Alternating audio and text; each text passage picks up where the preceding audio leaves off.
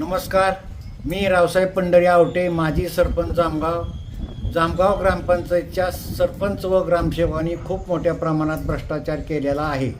कोट्यावधी रुपयाची लूट केलेली आहे.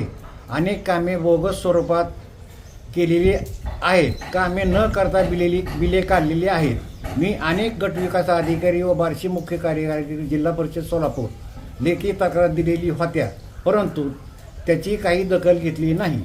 त्यामुळे मी माननीय उच्च न्यायालयामध्ये ॲडव्होकेट शुभम वशेकर व ॲडव्होकेट विकास जाधव यांच्यामार्फत याचिका दाखल केली. सदर याचिकेची सुनावणी होऊन माननीय न्यायालयाने जिल्हा परिषद मुख्य कार्यकारी अधिकारी, पंचायत समितीचे गटविकास अधिकारी यांनी माझ्या तक्रारीच्या अनुषंगाने 8 आठवड्यामध्ये चौकशी करून कारवाई करण्याबाबत निर्देश दिलेले आहेत.